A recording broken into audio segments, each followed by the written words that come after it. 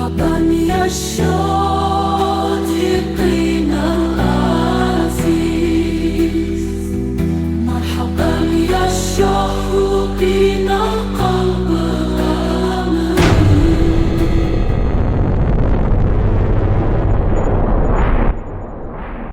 Assalamualaikum warahmatullahi wabarakatuh.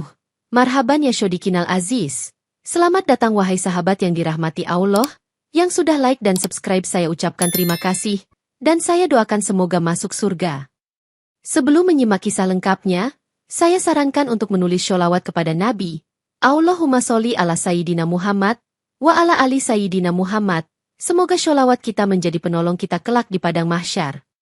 Anandia, seorang santriwati asal Tuban yang baru saja lulus dari pesantren Kiai Saridin, mengalami penolakan dari berbagai perusahaan di kota karena ia bersikeras mempertahankan hijabnya, sementara peluang kerja sesuai keahliannya menuntut pelepasan hijab tersebut. Suatu sore, ia duduk di pelataran pesantren dan merenungi nasibnya, lalu berkata kepada diri sendiri, jika memang tak ada pekerjaan di sini, mungkin bekerja sebagai TKW di Arab Saudi bisa menjadi pilihan terbaik untuk saat ini.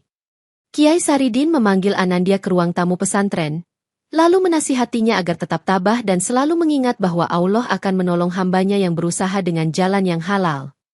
Dengan penuh hormat, Anandia menyampaikan rencananya kepada sang kiai, yang menanggapinya dengan berkata, "Pergilah nak, namun jangan lupa singgah dan meminta bantuan Fauzan, muridku yang kini menetap di sana, jika engkau menemui kesulitan."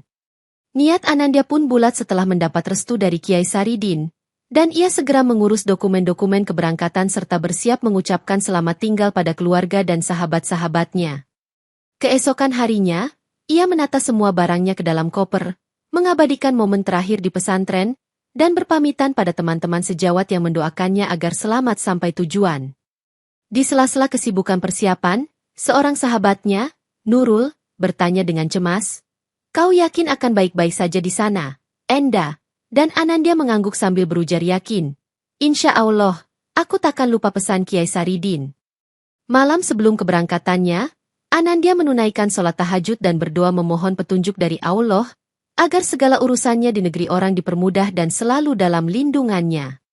Saat fajar tiba, ia berpamitan pada Kiai Saridin yang memberinya tasbih dan beberapa kitab tuntunan, sambil berkata lembut, "Berdoalah tanpa henti, karena Allah selalu mendengar." Dengan hati mantap, Anandia pun berangkat menuju bandara, menaruh seluruh harap dan keyakinannya pada rencana Allah yang Maha mengetahui segala hal. Setibanya di negeri Arab, Anandia disambut oleh Fauzan yang membantu mencarikan pekerjaan, dan akhirnya ia diterima di rumah keluarga Al-Makdisi, keluarga terpandang yang memiliki jaringan bisnis luas namun terkenal dengan konflik internalnya. Fauzan, saat mengantarkan Anandia ke kediaman Al-Makdisi, berpesan lembut, "Jika ada masalah, segera hubungi aku, karena Kiai Saridin sudah mewanti-wanti agar aku membantumu semaksimal mungkin." Di gerbang rumah megah itu, pelayan membukakan pintu, dan Anandia disambut Tuan Ibrahim Al-Makdisi, kepala keluarga, yang menatapnya tajam seakan curiga dengan tujuan kehadirannya. Meski demikian, ia dipersilakan masuk untuk bertemu anggota keluarga lain, termasuk istri Tuan Ibrahim yang hampir tak menegurnya, dan anak-anak mereka yang tampak memandang dingin ke arah Anandia. Keesokan harinya, Anandia mulai bertugas sebagai asisten pribadi sekaligus penerjemah untuk Tuan Ibrahim, yang sering berurusan dengan klien asing terkait ekspor-impor barang.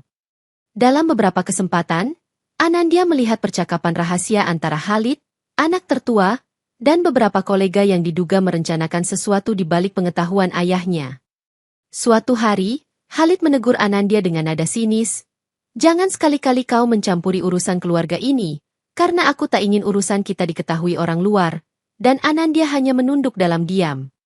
Meskipun suasana di rumah Al-Makdisi begitu kaku, Anandia mencoba menjalankan tugas sebaik mungkin dengan mengingat nasihat Kiai Saridin untuk senantiasa bersabar dan menjaga sikap.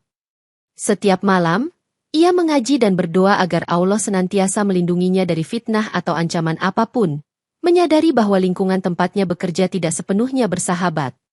Ia merasa harus waspada dan menjaga diri, namun ia tetap yakin bahwa bagaimanapun kejujuran dan tekadnya akan membawanya pada kebaikan. Dengan semakin dalamnya keterlibatan Anandia dalam pekerjaan, Ia tak bisa menghindari fakta bahwa perseteruan dalam keluarga Al-Maqdisi berpusat pada perebutan kuasa antara Tuan Ibrahim dan Khalid, yang diam-diam berusaha menjatuhkan ayahnya demi menguasai bisnis keluarga. Suatu pagi, Tuan Ibrahim membangunkan Anandya lebih awal untuk menerjemahkan surat penting dari rekan bisnis di Eropa, sambil berujar cemas, "Aku tak percaya siapapun di rumah ini kecuali kau, jadi tolong bantu aku memahami isi surat ini dengan tepat." Dari surat tersebut, terungkap rencana penjualan sebagian saham perusahaan yang kemungkinan besar akan menyingkirkan Khalid, menyebabkan Anandya sadar bahwa akan terjadi benturan yang lebih besar dalam keluarga ini. Ketika Khalid mengetahui adanya surat tersebut, ia menuduh ayahnya hendak menjual saham di belakangnya, lalu berteriak dengan marah, "Mengapa kau tak mengajakku berunding terlebih dulu, ayah?"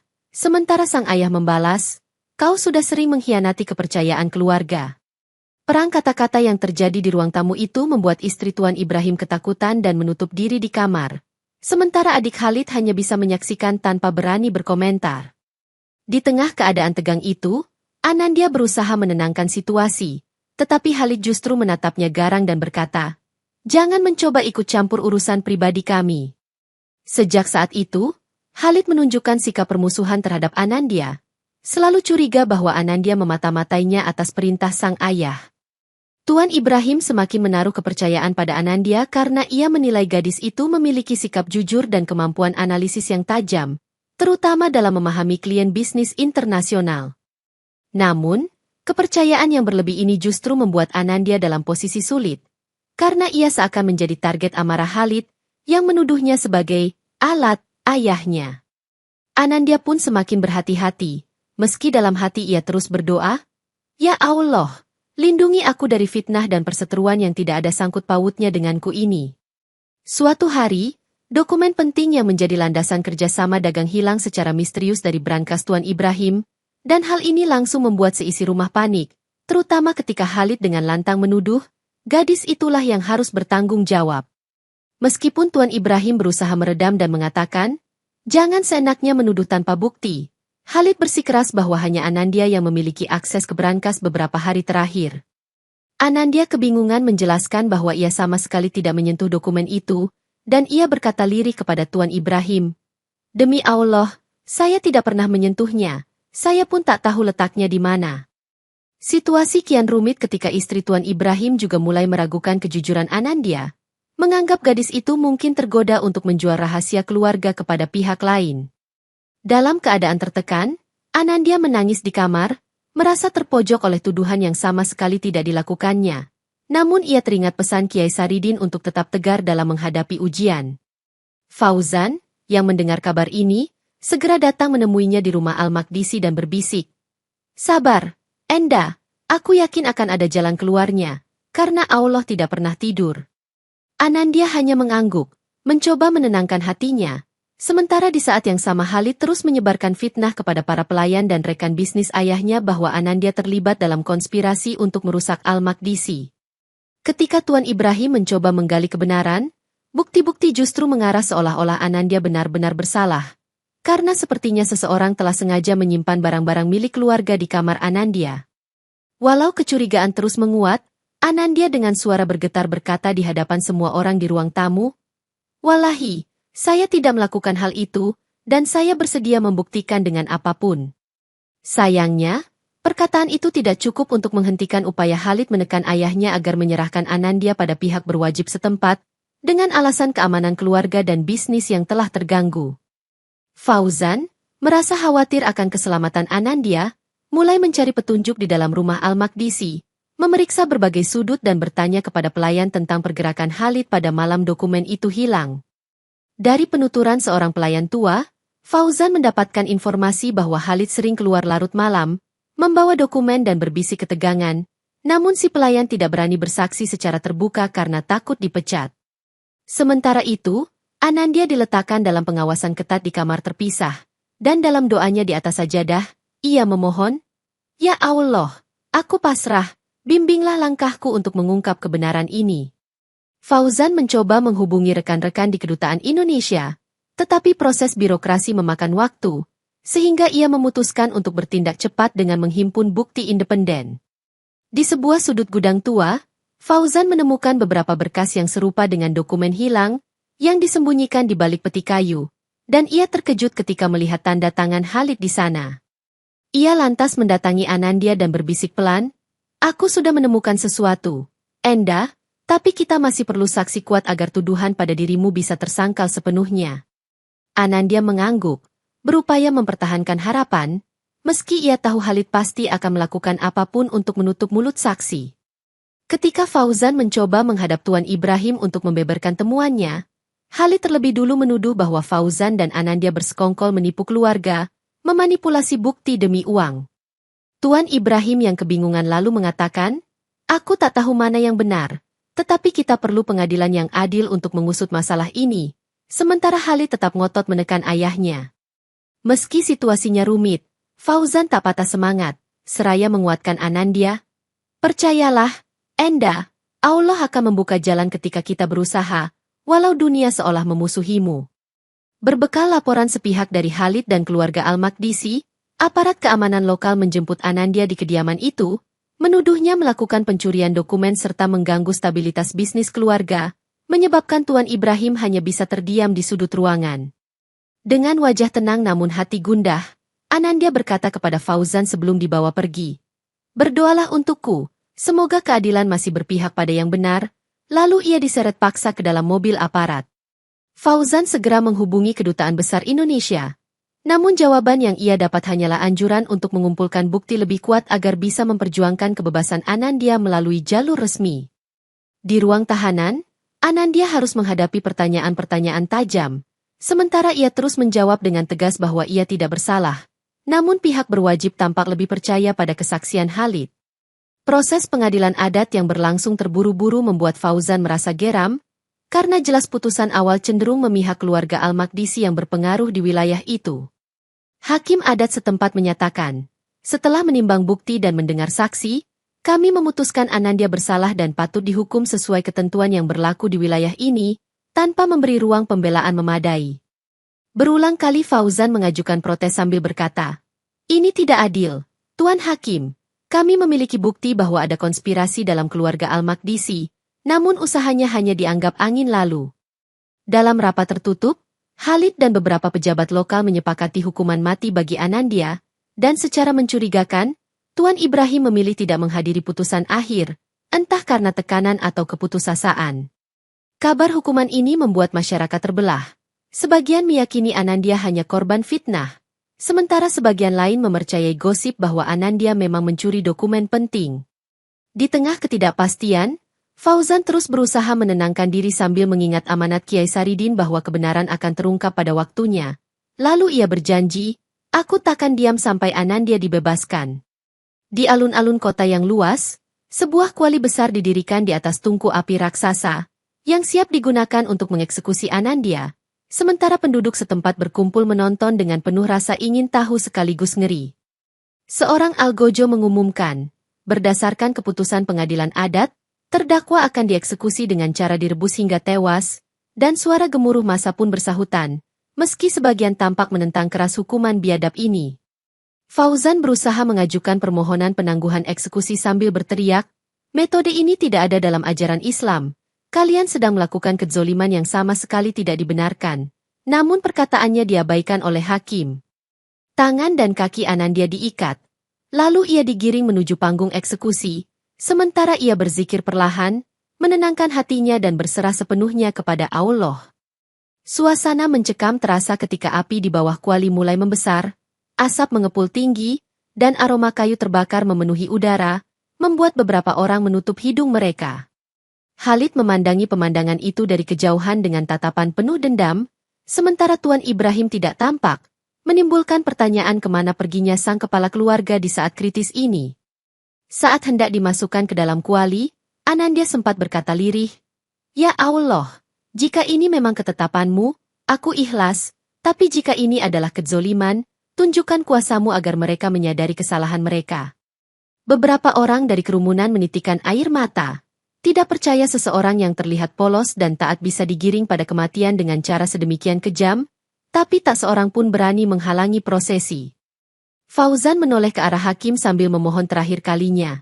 "Hentikan ini, demi nama Allah, kalian tidak berhak menentukan hukuman yang tidak sesuai syariat. Namun sang hakim hanya mengibaskan tangan seolah muak mendengarnya. Saat kaki Anandya mulai merasakan panasnya uap yang naik, langit tampak kelabu, seakan hendak menurunkan rahmat atau menampakkan pertanda bahwa sesuatu di luar nalar akan terjadi. Begitu tubuh Anandya dimasukkan ke dalam kuali yang terlihat mendidih, perlahan-lahan tampak bahwa air di sekitar tubuhnya tidak memunculkan efek panas pada kulitnya, sementara asap tetap membumbung tinggi menandakan api di bawah kuali menyala dengan hebat. Kerumunan mulai gaduh. Beberapa orang berteriak panik melihat pemandangan aneh ini, sementara si Algojo menyentuh permukaan kuali dan langsung menjerit kesakitan karena tangannya melepuh. Khalid melangkah ke depan dengan wajah tak percaya, sambil berteriak, "Pasti ada tipu daya, ini tidak mungkin airnya dingin." Lalu ia memerintahkan agar kuali diganti dengan minyak agar lebih ampuh menyiksa. Hakim pun mengangguk setuju, dan para pekerja mengangkut tong-tong berisi minyak, mengguyurnya ke dalam kuali sebelum menyalakan api lebih besar, dengan harapan kali ini Anandya benar-benar meleleh. Fauzan yang menyaksikan peristiwa itu mencengkeram pagar pembatas dan berseru keras, "Hentikan, kembalilah pada jalan Allah, hukuman barbar semacam ini tidak akan mendatangkan kebaikan." Namun suaranya tenggelam di tengah suara orang banyak. Setelah minyak mendidih, dengan penuh keyakinan Khalid mengangkat tangannya dan memerintahkan Algojo untuk kembali memasukkan Anandya, diiringi sorakan beberapa orang yang meminta agar sang terdakwa segera mati. Meskipun diikat, Anandya tampak tenang, bibirnya terus berkomat-kamit membaca doa, hingga tubuhnya kembali terendam dalam minyak yang menggelegak, memercikan butiran minyak panas ke pinggiran kuali. Ajaibnya, Anandya tidak berteriak kesakitan, tidak menampakkan luka bakar, bahkan air mata pun tidak menetes dari matanya. Sedangkan beberapa penonton yang terkena cipratan minyak menjerit kelimpungan karena luka bakar. Keraguan mulai menelusup di benak banyak orang, yang bertanya-tanya, apakah ini ilmu rawa rontek yang terkenal, atau murni pertolongan dari Allah? Fauzan yang menyaksikan keajaiban itu bergumam, "Subhanallah, inilah kuasamu, ya Rob." Sementara ia semakin bertekad mengungkap kebenaran demi membersihkan nama Anandya. Setelah 2 kali gagal membuat Anandya terluka oleh rebusan air dan minyak, hakim berang dan bertanya kepada Khalid, "Apa rencanamu selanjutnya?" Karena orang-orang mulai berspekulasi soal kesaktian gadis ini. Khalid melangkah mundur, menatap Anandya yang tetap selamat di dalam kuali, lantas bergumam pelan, "Barangkali Kiai Saridin telah mewariskan ilmu rawa rontek padanya, ilmu kebal yang katanya bisa menolak maut." Fauzan segera mengangkat suaranya dan menjawab, "Ini bukan ilmu rawa rontek atau kebatinan apapun, melainkan pertolongan Allah bagi hambanya yang terzolimi." Namun perkataannya justru membuat hakim mengerutkan dahi curiga. Beberapa orang mulai mendesak hakim, "Jika memang dia kebal, kita harus mempergunakan cara lain yang lebih hebat." Sedangkan sebagian lagi, terutama ulama-ulama muda, mulai meragukan keabsahan hukuman ini. Fauzan mencoba berdiplomasi dengan mendekati para ulama, menceritakan riwayat Anandya yang hanya seorang santriwati dari Tuban, yang jauh dari praktik sihir atau santet, seraya berkata, "Kalian semua tahu, agama kita tak pernah membenarkan metode hukum sesat seperti ini." Salah satu ulama setempat, Ustaz Malik, menimpali, "Tapi bukankah kita berpegang pada putusan pengadilan adat, sedangkan bukti keterlibatan gadis ini sudah jelas?" Sehingga Fauzan pun berseru, "Belum jelas, justru ada konspirasi yang berusaha menyingkirkannya." Dalam kericuhan perdebatan, Anandya tetap berzikir di dalam kuali, tak berhenti memohon agar Allah membukakan hati orang-orang tersebut, sementara wajahnya tetap tampak tenang di tengah panasnya minyak mendidih.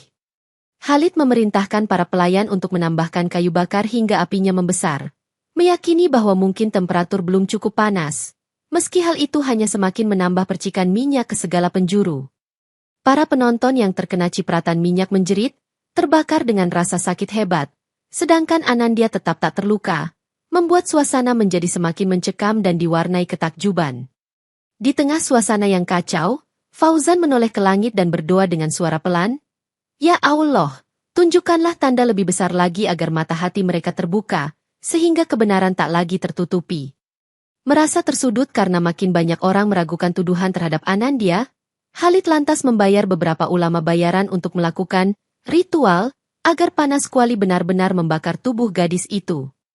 Para ulama palsu tersebut melakukan doa bersama dengan lantang, memunculkan kesan sakral bagi orang awam, padahal isi doa mereka diwarnai niat jahat untuk menuntut terjadinya kesengsaraan pada orang lain.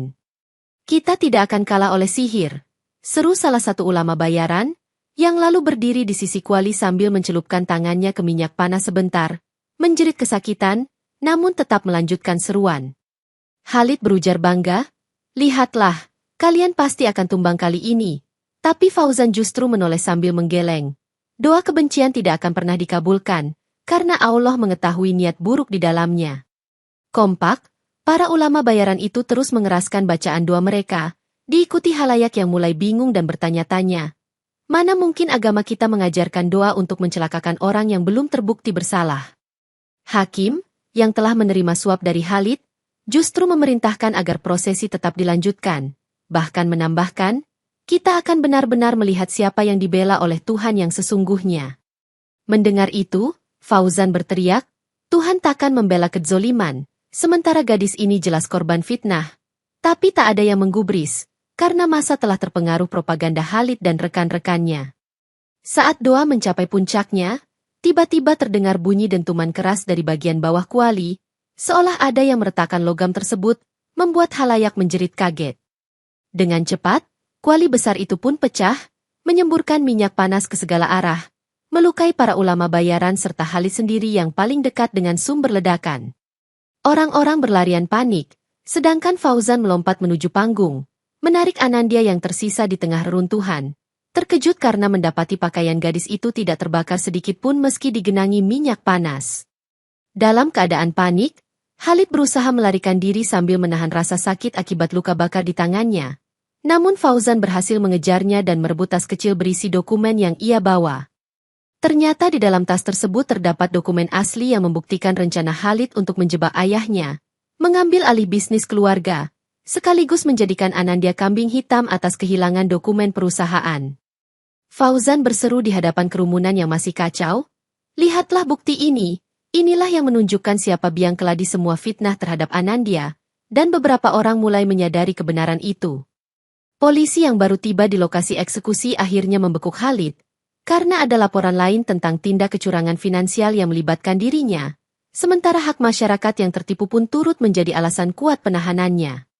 "Kau tidak akan lolos kali ini," kata salah satu petugas, menahan tangan Khalid yang mengerang kesakitan karena luka bakarnya, sedangkan Khalid hanya mampu memaki dalam hati. Hakim yang melihat hal ini jadi ketakutan, sebab selama ini ia menerima suap dari Khalid.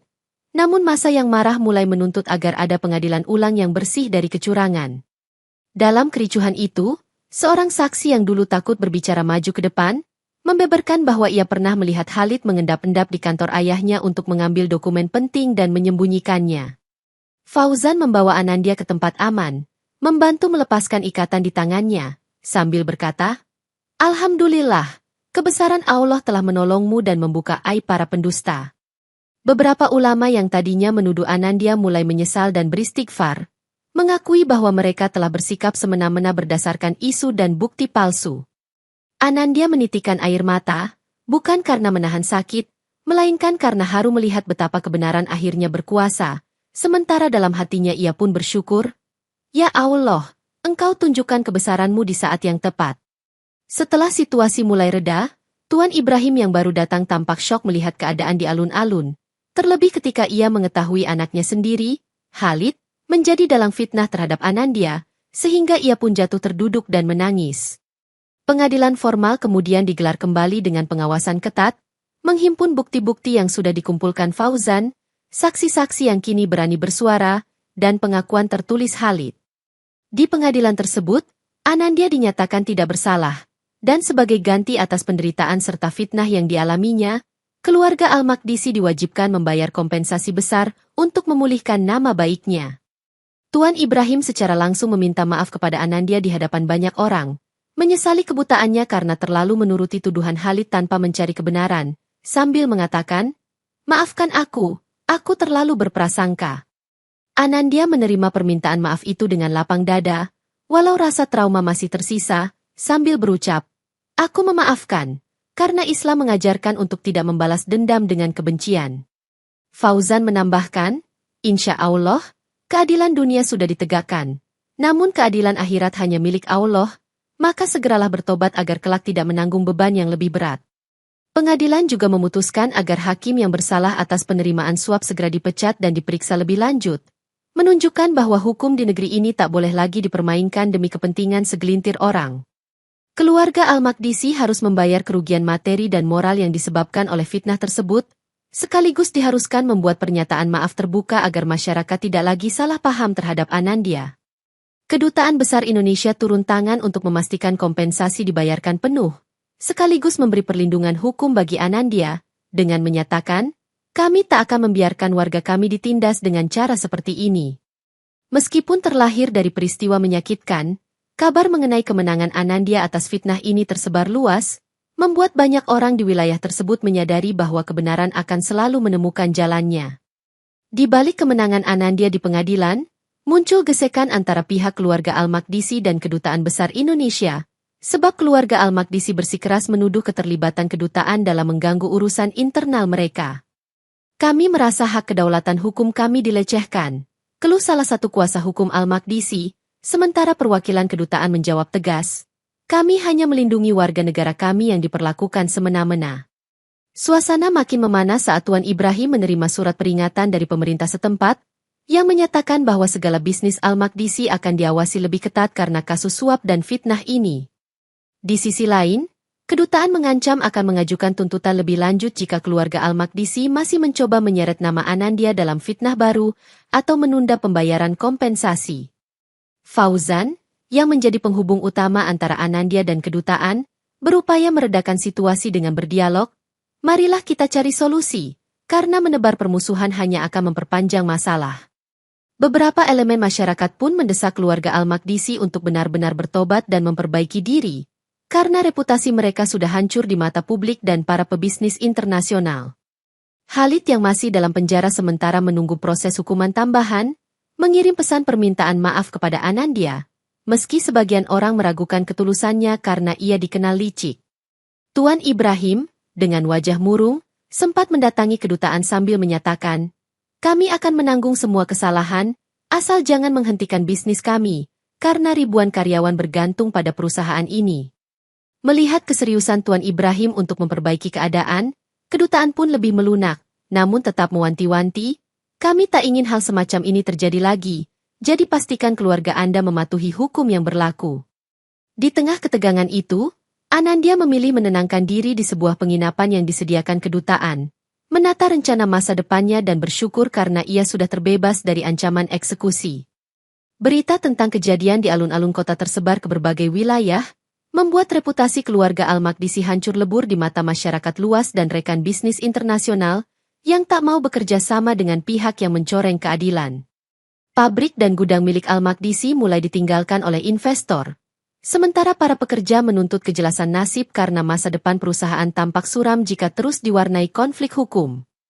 Tuan Ibrahim, tak tahan melihat dampak negatif yang muncul di perusahaannya, memutuskan mundur sementara dari jabatannya, menugaskan seorang penasihat independen untuk menyelamatkan bisnis yang tersisa. Di jalanan, orang-orang berbisik, "Dulunya mereka kaya dan berkuasa, tapi sekarang lihatlah bagaimana kehendak Allah membalik keadaan." Sementara sebagian lagi merasa iba pada para pekerja yang tak bersalah.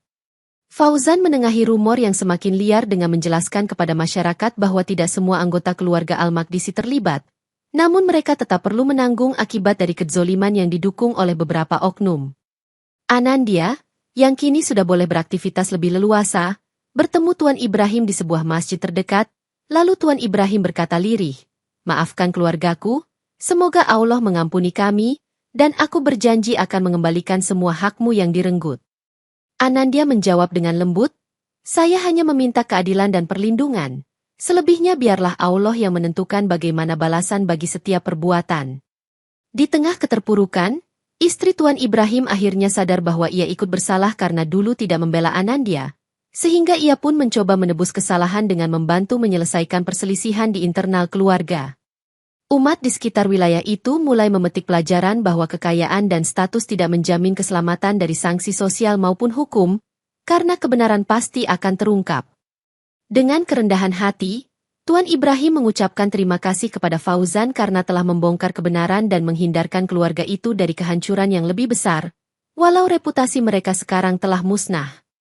Di sebuah majelis ilmu yang digelar pasca peristiwa tersebut, banyak ulama dan cendekiawan berkumpul untuk mendiskusikan fenomena aneh saat eksekusi Anandya, khususnya tentang api dan minyak yang tidak mampu membakar tubuhnya.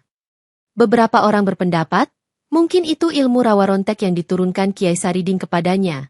Namun Fauzan menegaskan, Kiai Saridin tidak mengajarkan hal semacam itu, ia hanya mengajarkan untuk istiqomah dan tawakal.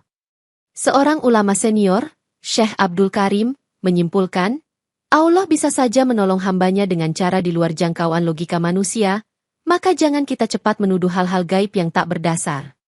Mendengar uraian itu, Anandya yang turut hadir menjelaskan, selama ini, saya hanya berdoa memohon pertolongan Allah, tidak pernah melakukan ritual khusus ataupun mempelajari ilmu kebal.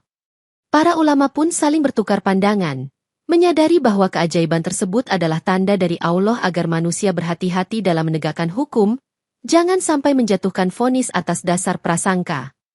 Ada pula ulama yang mengatakan, peristiwa ini menjadi bukti kebesaran Allah, yang mampu melindungi hambanya saat kebenaran berada di pihaknya, meski semua manusia bersatu ingin membinasakannya. Fauzan lalu menambahkan, hikmahnya, kita diingatkan untuk selalu mendahulukan keadilan dan kebenaran daripada hawa nafsu dan kepentingan duniawi. Majelis ilmu itu kemudian ditutup dengan doa bersama, agar umat Islam di daerah tersebut bisa kembali bersatu membangun peradaban yang adil dan menjunjung tinggi nilai-nilai syariat. Usai pertemuan, beberapa ulama mendekati Anandya, menyatakan ketertarikan untuk belajar lebih banyak tentang metode pengajaran Kiai Saridin yang dinilai berhasil menanamkan keyakinan kuat pada murid-muridnya. Anandya hanya tersenyum sambil berkata, saya masih sedikit ilmu, tapi jika Anda ingin belajar, datanglah ke pesantren Kiai Saridin di Tuban, karena di sanalah segala kebaikan itu bersumber. Berbagai ulama, termasuk Ustaz Malik yang sempat meragukan Anandya, akhirnya menyatakan niat mereka untuk berguru secara langsung pada Kiai Saridin, terinspirasi oleh keteguhan iman dan keberanian muridnya tersebut. Mereka berkata, kami ingin memahami bagaimana membangun keimanan yang kokoh sehingga tak tergoyahkan oleh bujukan dunia maupun ancaman kedzoliman, sambil menatap serius ke arah Anandya dan Fauzan. Fauzan menjelaskan, Kiai Saridin selalu menekankan pentingnya kebersihan hati, banyak berzikir, dan menjauhi perbuatan zolim, karena itulah kunci utama keselamatan di dunia dan akhirat. Sejumlah orang pun memohon agar Anandya mengajarkan doa-doa khusus yang ia baca saat di dalam kuali. Namun ia menjawab dengan jujur, saya hanya membaca kalimat-kalimat tauhid dan memohon ampun, selebihnya itu murni kuasa Allah. Keinginan para ulama tersebut semakin kuat ketika mereka mendengar cerita bahwa Kiai Saridin bukan hanya mendidik murid dalam ilmu agama, tetapi juga mengasah akhlak dan tanggung jawab sosial. Mereka lalu merancang perjalanan ke Tuban, menyiapkan segala kebutuhan dan memohon restu dari pemimpin di daerah mereka, berniat belajar dalam jangka waktu panjang. Fauzan pun menimpali, kami akan mendampingi kalian jika dibutuhkan. Namun pastikan semua urusan di sini tuntas dulu, karena Kiai Saridin selalu menekankan agar tanggung jawab kita tidak ditelantarkan. Mendengar itu, Ustaz Malik menegaskan, kami akan berusaha membereskan permasalahan di kota ini, khususnya membimbing masyarakat agar kembali lurus, lalu kami menyusul ke Tuban. Dengan kesadaran penuh, para ulama itu membubarkan diri dan berjanji akan mengumpulkan santri-santri muda yang berminat menimba ilmu di pesantren Kiai Saridin, sambil menyiapkan hati untuk hijrah ilmu yang lebih mendalam. Anandya dan Fauzan saling berpandangan, bersyukur karena segala kesulitan ternyata berbuah kebaikan yang meluas, meski prosesnya ditempuh lewat jalan yang penuh ujian dan penderitaan. Beberapa minggu kemudian, setelah urusan kompensasi dan penahanan Khalid rampung, rombongan ulama yang dipimpin Ustaz Malik beserta beberapa mantan simpatisan keluarga Al-Maqdisi memulai perjalanan ke Tuban untuk berguru pada Kiai Saridin. Anandya dan Fauzan juga berangkat, sebab mereka berniat kembali ke tanah kelahiran, baik untuk menyampaikan kabar gembira kepada Kiai Saridin maupun melanjutkan hidup di kampung halaman. Dalam perjalanan, Ustaz Malik bercerita, kami belajar banyak dari insiden kuali itu, terutama bahwa keadilan Allah tak bisa dibeli oleh harta dan kuasa, sambil menatap langit seolah bersyukur. Beberapa anggota rombongan yang dulunya meremehkan ilmu agama merasa sangat antusias, karena mereka percaya pesantren Kiai Saridin adalah sumber kedamaian dan pencerahan yang mereka cari. Fauzan mengingatkan, tapi janganlah kita meletakkan harapan berlebihan pada manusia, karena segala kebaikan hakikatnya bersumber dari Allah, sedangkan perantara hanya membantu membuka pintu ilmu. Sepanjang perjalanan, Anandya sering mengisi waktu luang dengan mengajar dasar-dasar bahasa Arab kepada yang berminat, sambil menanamkan motivasi bahwa mempelajari bahasa Al-Quran adalah kewajiban mulia bagi umat Muslim. Saat singgah di sebuah oasis, Ustaz Malik memuji Anandya, "Ilmu bahasa Arabmu sangat bermanfaat.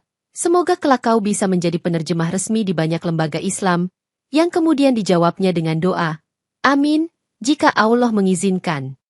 Di saat langit mulai memerah saat senja, rombongan mencari tempat bermalam. Lalu mereka mendirikan tenda sederhana, saling berbagi bekal, dan menceritakan pengalaman hidup masing-masing. Ketika fajar menyingsing, mereka melanjutkan perjalanan, optimis bahwa jarak yang tersisa menuju Tuban tidak akan terasa melelahkan karena hati mereka sudah diliputi semangat menuntut ilmu. Di sepanjang jalan, suara lantunan zikir dan bacaan Al-Quran menggema dari rombongan tersebut, menciptakan suasana spiritual yang mengiringi langkah mereka menuju pesantren Kiai Saridin. Setibanya di pesantren, Kiai Saridin menyambut mereka dengan senyum tulus, menanyakan kabar dan perkembangan yang terjadi di negeri Arab, terutama kisah tentang eksekusi gagal yang menimpa Anandya. Anandya bercerita panjang lebar, menuturkan kejadian sebenarnya di hadapan sang Kiai, sementara Fauzan menambahkan beberapa detail tentang bagaimana Allah menyelamatkan Anandya di detik-detik yang menegangkan. Kiai Saridin mengangguk bijak, lantas berkata, "Sesungguhnya Allah telah menunjukkan kekuasaannya lewat peristiwa itu, agar menjadi pelajaran bagi setiap orang yang mau berpikir." Mendengar kisah tersebut, para santri di pesantren memandang Anandya dengan kagum dan hormat, namun ia segera mengingatkan, "Jangan mengagumi aku, tapi agungilah Allah yang Maha Perkasa." Dalam suasana bahagia itu, Kiai Saridin mendapati bahwa Anandya dan Fauzan menjalin kedekatan istimewa. Lalu ia pun memanggil mereka berdua secara terpisah untuk menanyakan keseriusan hati mereka. Fauzan membuka percakapan dengan malu-malu, "Kiai, saya ingin meminang Anandya jika diizinkan, karena selama ini kami telah melalui banyak ujian bersama," dan Kiai Saridin tersenyum mendengar niat tulus itu. Anandya, ketika ditanya oleh Kiai Saridin, menyatakan bahwa ia telah memohon petunjuk Allah, dan hatinya mantap untuk menerima Fauzan sebagai pendamping hidup, karena ia yakin lelaki itu memiliki iman dan tanggung jawab.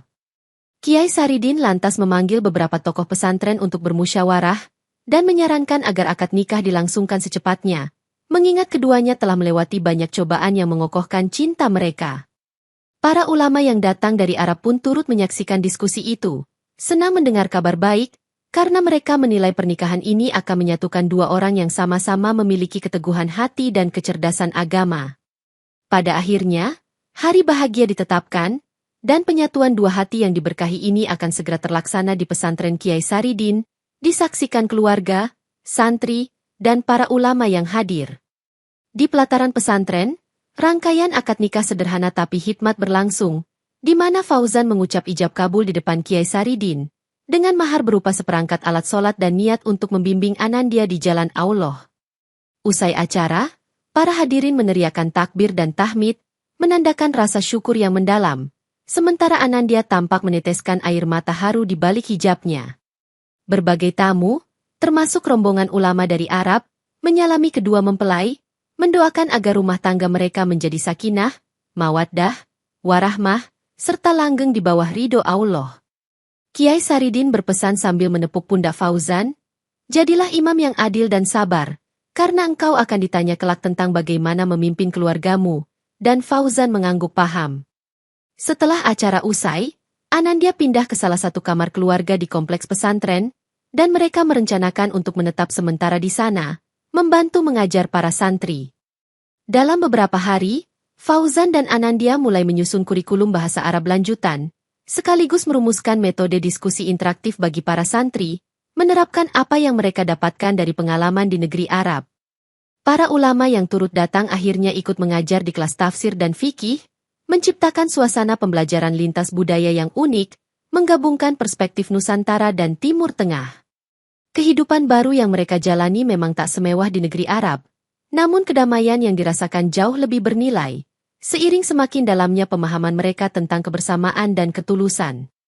Kiai Saridin sering berpesan dalam pengajian subuh, "Ingat, ilmu tanpa amal bagaikan pohon tanpa buah, Jadi semoga apa yang kita pelajari bersama di sini bisa menjadi bekal untuk membangun kehidupan yang diridhoi Allah. Di setiap sujudnya, Anandya senantiasa bersyukur karena Allah telah menuntunnya melewati ujian demi ujian, hingga akhirnya menemukan kebahagiaan dan ketenangan hati di sisi Fauzan. Kabar pernikahan dan kisah keajaiban kuali yang dialami Anandya terus menyebar, menumbuhkan semangat di kalangan masyarakat Tuban dan sekitarnya untuk menegakkan keadilan serta menjaga kehormatan hijab dan syariat. Orang-orang yang dulu meragukan kekuatan iman kini memahami bahwa pertolongan Allah itu nyata bagi siapapun yang terzolimi dan berteguh dalam kebenaran, membuat mereka semakin giat beribadah dan memperbaiki akhlak. Di pesantren, ulama-ulama dari Arab mulai menetap lebih lama, belajar dari Kiai Saridin tentang kebijaksanaan dalam menghadapi fitnah dan menyelesaikan masalah tanpa kekerasan, sehingga kedekatan budaya pun terjalin. Tuan Ibrahim, yang sempat mengalami pergolakan batin, akhirnya menyelesaikan konflik di perusahaannya dengan bijaksana, memasukkan nilai-nilai Islami dalam struktur manajemen, meski reputasi Al-Maqdisi masih butuh waktu untuk dipulihkan. Khalid menjalani hukuman yang setimpal dengan perbuatannya, namun perlahan menunjukkan tanda-tanda penyesalan, di mana ia rutin membaca Al-Quran di dalam sel tahanan dan berikrar ingin memperbaiki diri. Kiai Saridin, dalam satu pertemuan besar di pesantren, menegaskan, semoga kisah Anandya dan Fauzan menjadi pelajaran bagi kita semua, bahwa kejujuran adalah pakaian paling indah dan senjata paling ampuh bagi orang yang beriman. Tak hanya di Tuban, pesantren tersebut menjadi rujukan belajar bagi banyak santri dari luar daerah, yang ingin menimba ilmu agama dan mencontoh keteguhan iman Anandya serta kecerdasan Fauzan.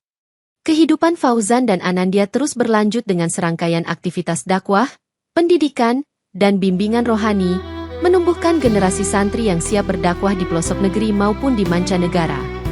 Para ulama yang belajar di pesantren Kiai Saridin pulang ke negeri mereka dengan membawa pemahaman baru yang lebih inklusif, adil, dan jauh dari kekerasan. Lalu mereka menyebarkan pandangan bahwa Islam adalah rahmatan lil alamin. Akhirnya, nama Anandya dan Fauzan pun terus dikenang sebagai simbol perjuangan melawan kezoliman dan kesombongan, meninggalkan warisan keadilan yang akan terus menginspirasi generasi Muslim di masa mendatang.